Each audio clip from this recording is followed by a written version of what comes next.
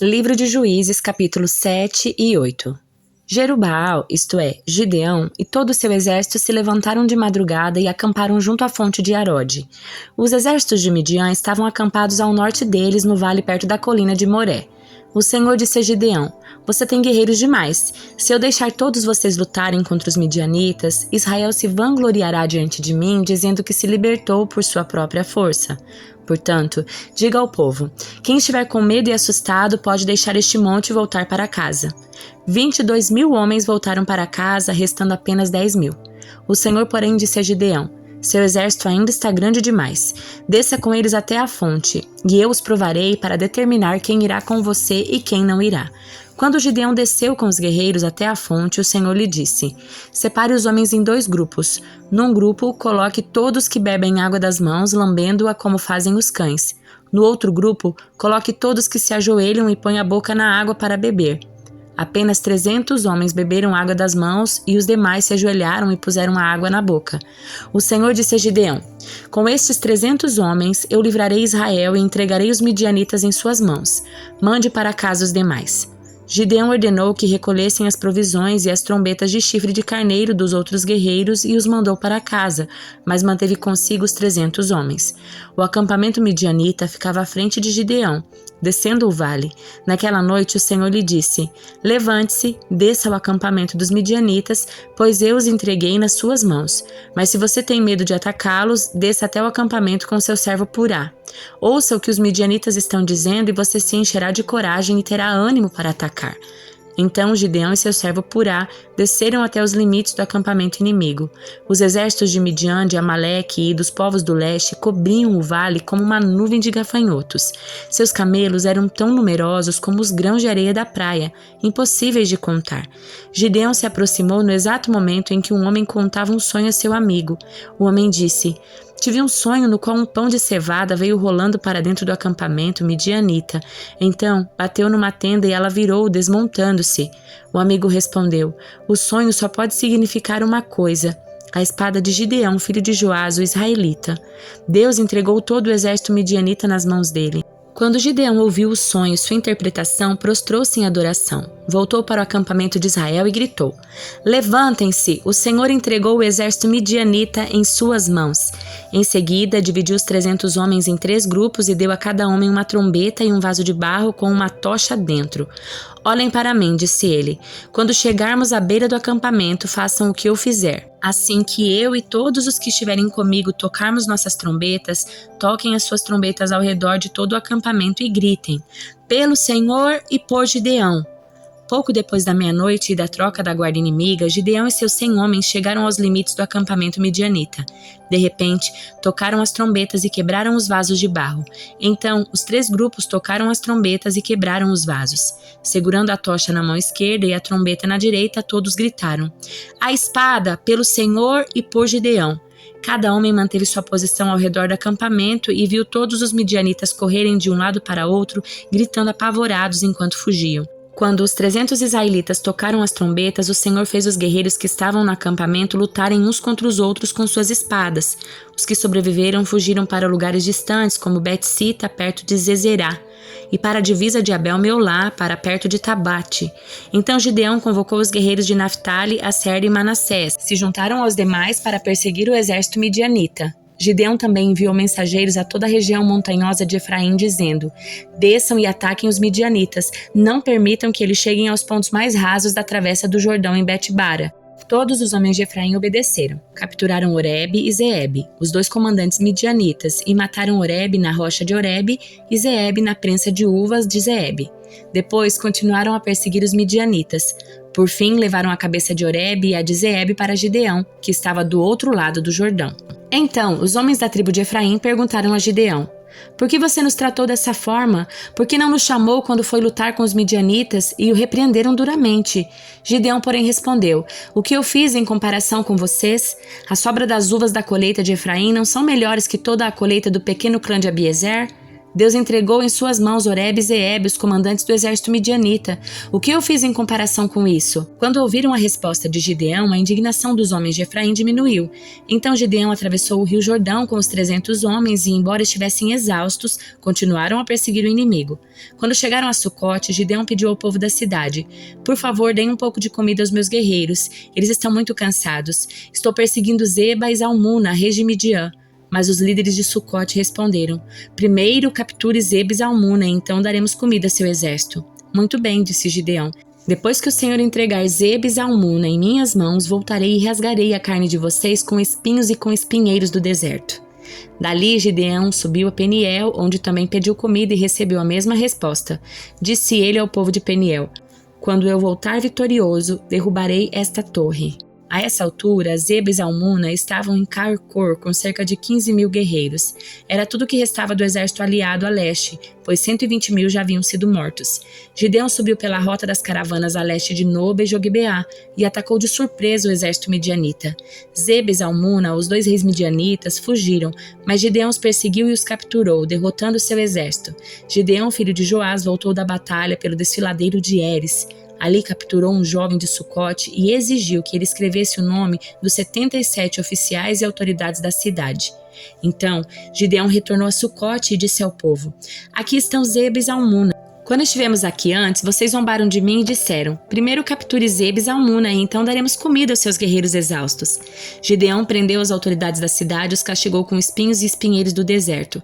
Também derrubou a torre de Peniel e matou os homens da cidade. Depois disso, Gideão perguntou a Zeba e Zalmuna: como eram os homens que vocês mataram em Tabor? Como você, responderam eles. Todos pareciam filhos de rei. Eram meus irmãos, filhos de minha mãe, exclamou Gideão.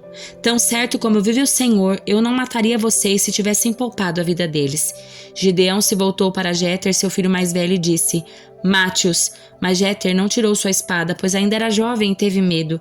Então Zeba e Zalmuna disseram a Gideão: seja homem, mate-nos você mesmo. Gideão os matou e tirou os enfeites que estavam no pescoço dos camelos deles. Então os israelitas disseram a Gideão: seja nosso governante. Você, seu filho e seu neto nos governarão, pois nos libertou de Midian. Gideão, porém, respondeu: nem eu nem meu filho governaremos vocês. O Senhor os governará. Mas tenho um pedido a fazer. Cada um de vocês me dê uma argola de ouro que tomou dos seus inimigos como despojo. Uma vez que os inimigos eram ismaelitas, todos usavam argolas de ouro. Com todo o prazer, responderam eles. Estenderam uma capa e cada um jogou ali uma argola de ouro que havia tomado como despojo. O peso das argolas de ouro totalizou pouco mais de 20 quilos, sem contar os enfeites, os pendentes e as roupas de púrpura que os reis de Midian usavam, além das correntes que estavam no pescoço dos seus camelos. Com esse ouro, Gideão fez um colete sacerdotal e o colocou em Ofra, sua cidade. Todo Israel, porém, se prostituiu, fazendo do colete objeto de adoração, e ele se tornou uma armadilha para Gideão e sua família. Esse é o relato de como os israelitas derrotaram Midian, que nunca se recuperou. Durante 40 anos do restante da vida de Gideão, houve paz na terra.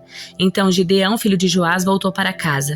Gerou 70 filhos do sexo masculino, pois teve muitas esposas. Também teve uma concubina em Siquém, que deu à luz a um filho seu, a quem lhe chamou Abimeleque.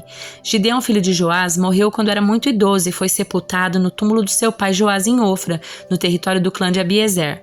Logo depois da morte de Gideão, os israelitas se prostituíram, adorando imagens de Baal e fazendo de Baal Berite seu deus. Os israelitas se esqueceram do Senhor seu Deus, que os havia livrado de todos os inimigos em redor. Também não demonstraram lealdade alguma para com a família de Jerubaal, isto é, Gideão, apesar de todo o bem que ele havia feito a Israel. Livro de Jó, capítulo 24. Porque o Todo-Poderoso não marca uma data para seu juízo? Porque os que o conhecem esperam por ele em vão? Os perversos mudam os marcos das divisas, roubam rebanhos e os trazem para seus pastos. Levam o jumento que pertence ao órfão e exigem o boi da viúva como penhor. Os pobres são empurrados para fora do caminho e os necessitados se escondem para se proteger. Como jumentos selvagens nas regiões áridas, passam todo o tempo em busca de comida. Até no deserto procuram alimento para os filhos. Fazem a colheita de um campo que não semearam e recolhem as uvas das videiras dos perversos. Passam a noite nus e com frio, pois não têm roupas nem cobertas. Encharcados pelas chuvas das montanhas, encolhem-se junto às rochas por falta de abrigo.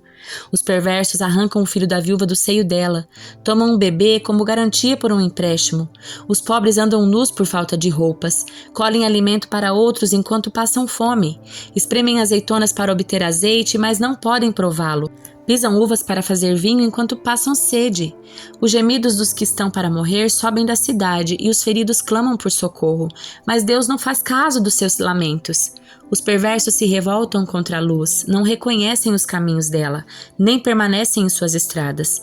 O assassino se levanta bem cedo para matar os pobres e os necessitados. À noite ele se torna ladrão. O adúltero espera o cair da noite, pois pensa, ninguém me verá. Esconde o rosto para ninguém o reconhecer. Os bandidos arrombam casas à noite e dormem durante o dia. Não estão acostumados com a luz. A noite escura é sua manhã. Aliam-se aos terrores da escuridão. Mas como espuma num rio, desaparecem. Tudo que possuem é amaldiçoado e temem entrar nas próprias videiras. A sepultura consome os pecadores como a seca e o calor consomem a neve. Sua própria mãe se esquecerá deles. Para os vermes terão sabor doce. Ninguém se lembrará deles. Os perversos serão derrubados como árvores. Enganam a mulher que não tem filhos para defendê-la. Não socorrem a viúva necessitada. Deus, em seu poder, leva embora os ricos. Ainda que prosperem, não têm garantia de que viverão. Talvez lhes seja permitido ficar em segurança, mas Deus os vigia sem cessar. Ainda que sejam importantes agora, depressa desaparecerão como todos os outros, cortados como espigas de cereal. Acaso alguém pode afirmar o contrário?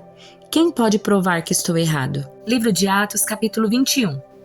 Depois de anos, nos despedimos, navegamos em direção à ilha de Cós. No dia seguinte, chegamos a Rhodes e então a Pátara. Ali embarcamos no navio que partia para a Fenícia. Avistamos a ilha de Chipre, passamos por ela à nossa esquerda e aportamos em Tiro, na Síria, onde o navio deixaria sua carga. No desembarque, encontramos os discípulos que ali viviam e ficamos com eles por uma semana. Pelo Espírito, eles advertiam Paulo de que não fosse a Jerusalém. Ao fim de nosso tempo ali, voltamos ao navio e toda a congregação, incluindo mulheres e crianças, saiu da cidade e nos acompanhou até a praia. Ali, nos ajoelhamos, oramos e nos despedimos. Então subimos a bordo e eles voltaram para casa. Depois que partimos de Tiro, chegamos a Ptolemaida, onde saudamos os irmãos e passamos um dia.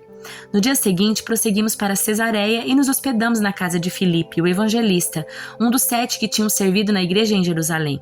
Ele tinha 4 filhas solteiras que profetizavam. Muitos dias depois, chegou da Judeia um profeta chamado Ágabo. Ele veio ao nosso encontro, tomou o cinto de Paulo e com ele amarrou os próprios pés e mãos. Em seguida disse: "O Espírito Santo declara, assim o dono deste cinto será amarrado pelos judeus em Jerusalém e entregue aos gentios."